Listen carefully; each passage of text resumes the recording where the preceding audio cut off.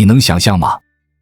刚刚还以为世界经济暂时喘了口气，结果下一秒却像地底下的火山偷偷在积压，我们没注意，但爆发可能比预想中快。2024年全球增长约 3.3%， 到了2025年只预计增长 3.2%， 接着2026年可能剩下 2.9%。 是的，听起来好像只是小幅下滑，但隐含的警报已经响起。我们就从这个看似缓慢下滑切入，为什么小幅下滑已经足够让我们得警惕？因为它背后的推手远比数字简单。接下来我带你逐层拆解。第一段，短暂喘息却是陷阱的开端。上半年全球经济其实比估计更强，工业生产、贸易在做抢跑动作，为的是先出口先囤货。你我可能没在意，但这其实是前置动作，也就是说好像好转，其实掩盖了正在累积的压力。下一步压力会在哪里？看贸易壁垒，看企业投资，看政策不确定性。第二段，好好听，真正的转折点在壁垒上。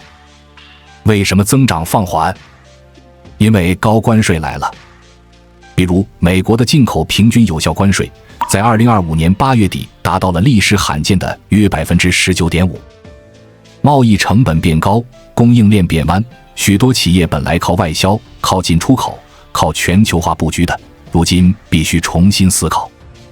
你可能觉得我在台湾，这些离我远，其实不远，出口、电子、半导体、供应链，你我都在浪尖。第三段，看头好像没事，其实暗流涌动。通胀有在降是好事。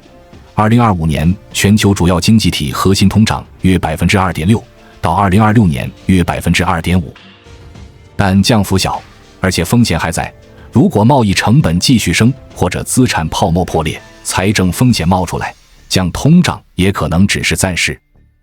换句话说，虽然外表平静，但海底的热流还没停止。第四段，你想知道哪些地方最危险？美国增长被点亮为警告灯。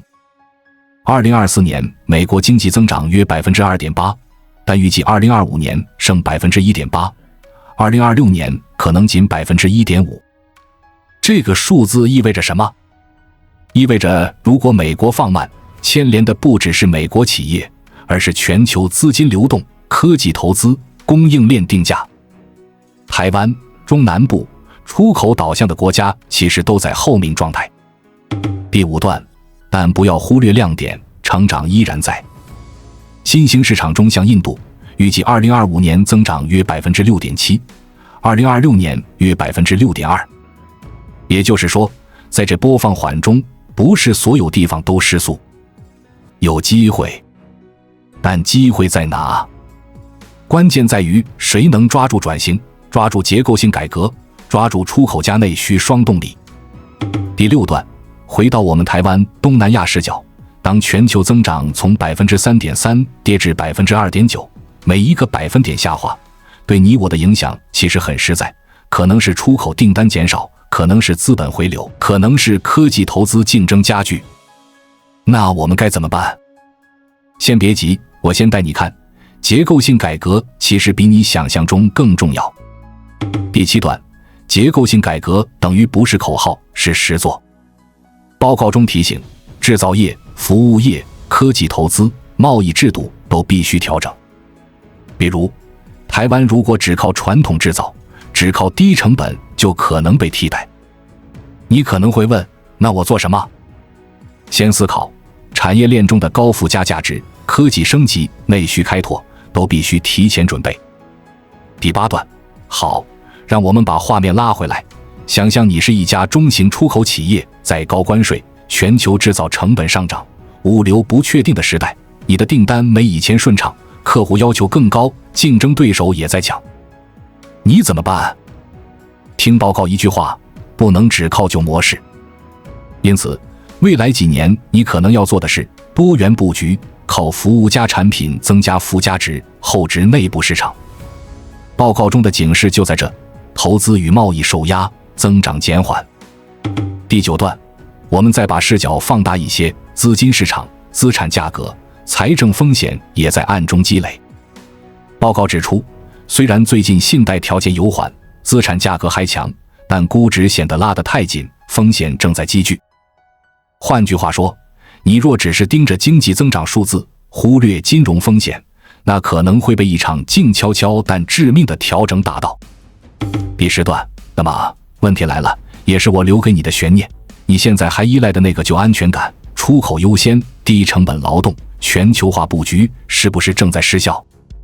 如果答案是可能，那你我下一步要做的就是提前预备。是什么？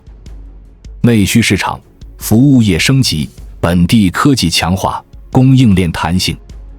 别等别人抢先。你有没有注意，当世界经济进入这种缓降区间，最先被淘汰的不是技术不强的，是动作太慢的。很多企业不是亏损死的，是来不及换赛道死的。你以为危机是亏钱才叫危机？不是，真正的危机是别人已经转弯，你还在直线加速。看不见的滞后才最致命。所以接下来这一段你要特别听进去。 OECD 很明确讲了4个字 Fiscal Space 财政空间。什么意思？就是政府还能撑多久。这句话不是讲华丽宏观，是讲冷冰冰现实。现在每个国家都在用钱延缓痛苦，拖延阵痛，可是钱不可能无限化。财政空间越小，越经不起2次冲击。一旦出现黑天鹅，那个国家就先倒。你注意， OECD 根本没有装温柔，它是写得非常硬。债务风险不是远端风险，是就在前面那一角。那你会问，那谁风险最大？答案不是单一地区，而是债务比高加通胀粘性高加关税成本高加人口结构已经在走下坡的那类经济体。不是哪一个国家，而是一种组合。听得懂的人现在已经在跑预案了。再来，我问你一个问题，你觉得下一波全球增长的火种会是谁？你以为是传统制造吗？不是。 OECD 给的是 Productivity Innovation 生产力加创新。为什么？很简单，当成本越来越高，利润不是靠压低人工，而是靠每一个人能创造更高的价值。换句话说，未来不是谁工厂大谁赢，是谁能让同一时间产生更高单位价值谁赢。这件事说穿了就是科技红利，不是硬件手机晶片那种科技红利，是流程自动化加 AI 决策优化加供应链预测加服务增值的那种科技红利。你注意哦，科技变现方法也变了，以前是卖设备赚钱，现在是卖效率赚钱。然后下一件事你要特别注意， OECD 把2026的增长下修到 2.9%， 那不是趋势趋缓，那是告诉你全球投资的眼睛正在从扩张转向风控。如果投资人怕了，现金水位就升，估值就下， IPO 就冷，创投就更挑，研发周期就放长，人才就开始内卷，创新速度就放慢。产业一旦减速，不是今天痛，是2年后痛。你懂这句意思吗？那就是你今天以为没差，后果其实在半年、1年之后才显现。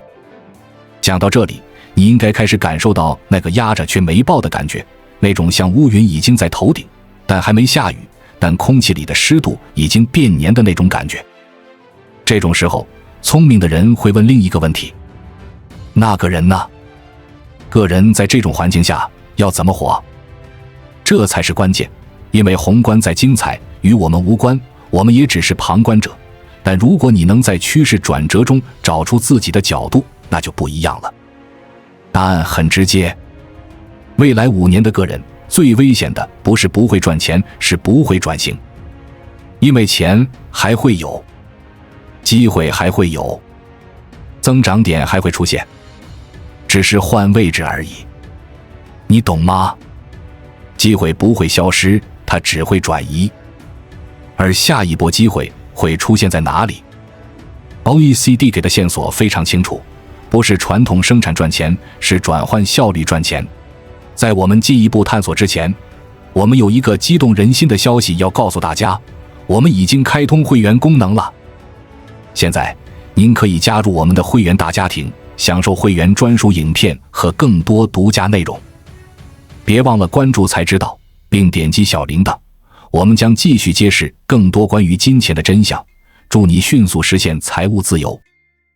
你有没有感觉这句话打中你？你有没有发现，过去2年最赚钱的人，不是换更大的办公室，而是用更小的团队做到更多产出的那种？先从产业讲，因为这会直接决定你周围的就业、薪资、资本、跨境机会会变成什么样的分布。你一定要先理解一个核心，未来不是拼扩张，是拼效率。OECD 这份报告里面的蛛丝马迹全部都指向这个逻辑。投资动能放缓，意味着不是没有钱，是资本开始挑。挑什么？挑能更快提升生产力的领域。因为如果 GDP 增速会掉到 2.9%， 那谁能把同一单位资源做出更多产出，谁才能活下来。这种环境下会涨价的不是原物料，是效率。哪4条最明确？很清楚。 B2B 服务自动化，跨境供应链预测与库存建模，医疗照护效率提升，能源与节能科技。注意，我不是在说科技产业会涨，我是在讲效率变现，卖的是效率，不是产品。你想想，为什么医疗会变现效率？因为人口结构老化，钱不是拼治疗，是拼如何减少长期负担。所以不是医院赚钱，是减少浪费加减少错误加减少人力成本的人赚钱。再讲供应链，贸易成本在涨，高关税触发绕道、切块、分段。谁可以让企业精准预测库存，降低堆货成本，谁就掌握议价权。这种效率适应利润，不是概念。那你问台湾呢？台湾会不会被挤？当然。台湾会不会没机会？不会。因为台湾在这4条里面有2个赛道有地利：供应链预测，特别是电子加代工链的透明度；能源效率，特别是工业侧节能。重点不是国家定位，是产业链的节点位置。如果台湾能把代工转成效率不可取代，那就不是成本竞争，而是如果没有你，链条成本会更高，那会变成议价能力。现在你懂了吧？机会不是扩厂，是把既有系统做得更省成本、更快交付、更少浪费。这是 OECD 报告真正的潜台词。好，现在我们从产业转到人。未来3年，什么职业是隐性高速增长？不是那种听起来厉害，但是不好落地的，是真是有需求的。很直接3类。第一类，懂效率建模的人才。不是纯码农，是能让 SOP 变可预测、可量化、可切成本的那种人。不会写 AI 也没差，你只要懂问题在哪，浪费在哪，流程怎么拆。这种人未来薪水会被拉高，因为他不是执行者，他是成本杠杆。第二类，懂跨境定价策略的人。高关税时代，一样的货，换一个港口，换一个开票模式，换一个贸易路径，利润差到吓人。你以为定价只是算利润？不是，是逆全球化条件下的风险定价。这种人才现在已经在悄悄抢人。第3类，照护经济里的效率执行者。不是护士，不是照护工，是让照护流程减少人力与错误的人。照护不是花大钱在设备，是把流程优化。OECD 明着写了，长期负担是一颗定时炸弹。谁能降低负担成本，谁就是价值。你看清楚了吗？未来3年，不是会的人变更强，是能提升效率的人会被疯狂抢。你注意看，经济放缓的时候，最典型的群众反应是什么？抱怨、焦虑，等待大环境变好。可是你有没有发现，经济真正变好之前，赚钱的那批人早就已经完成方位转换了。他们绝对不会等经济变好才行动，他们会在变差的时候行动。为什么？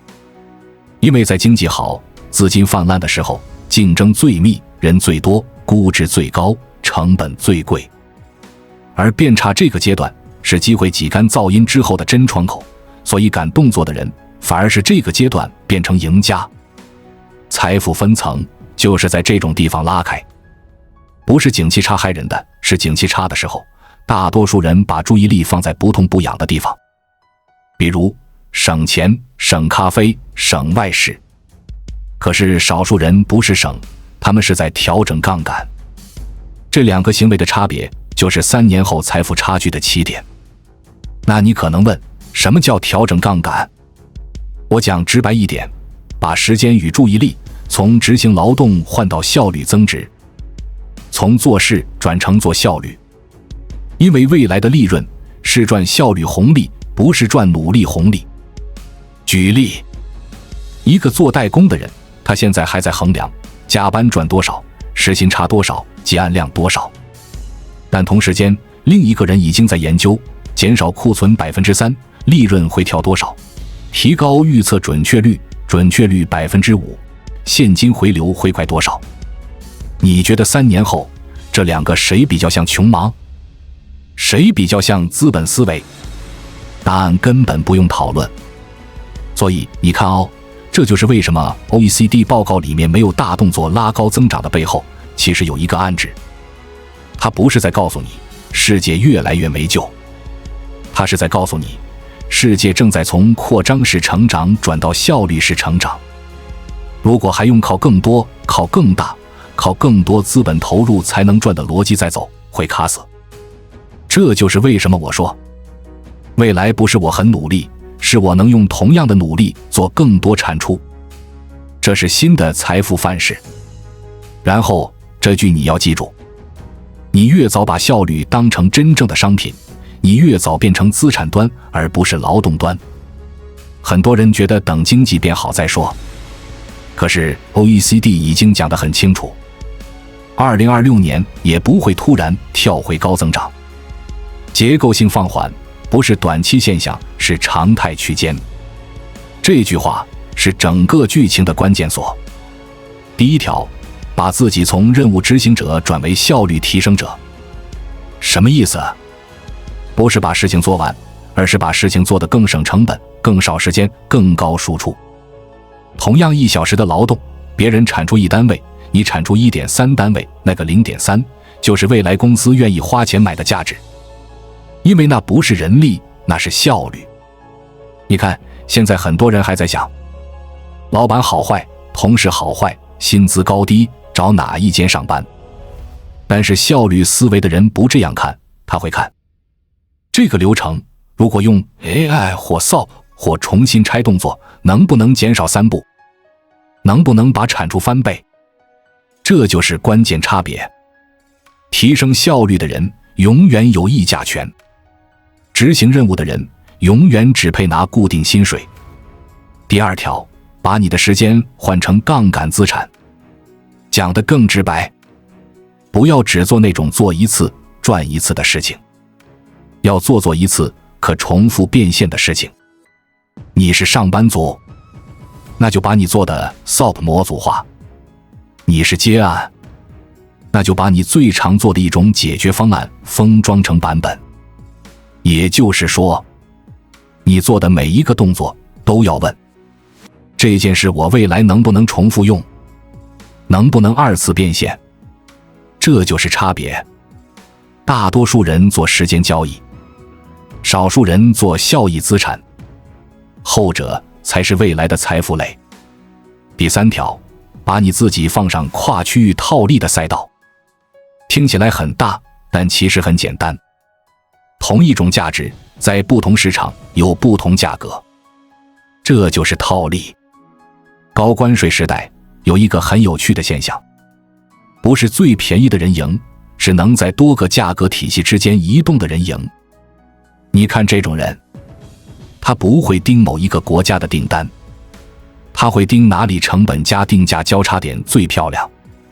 同一项服务，东南亚、欧美、日韩定价差到可以翻2至3倍。跨市场套利的人不是更努力，他是更聪明。好，重点来了。这3条路径，如果你仔细听，背后都在讲一件事。未来3年赚钱的是把效率优势变成定价权的人，不是拼人力，不是拼规模，不是拼数量，是拼单位产出的价值差。然后我必须讲一句比较冷但真实的话，未来不是谁更辛苦，未来是谁更能提高单位时间的产出。你现在懂为什么 OECD 的展望表面讲 GDP， 但真正讲的是未来财富机制换轨吗？你记住最后一句就够。未来不是谁知道什么趋势，未来是谁先把效率变成自己的定价权。资讯每个人都看得到，报告每个人都能下载，数据不是护城河。护城河是你能不能把那些宏观变量翻译成你手上那1小时的产出差，而那个差就是阶层差。所以真正的财富分水岭不出现在繁荣时期，永远出现在放缓时期。因为放缓不是衰退，放缓是筛选机制。懒的留在原地，不赚的被边缘化。看懂规则的人会在看似沉闷的区间里拉开差距，慢慢地、悄悄地，没人注意的，开始变得不可替代。你不要等景气好了再动，景气好是热闹，景气差才是机会成本最低的时刻。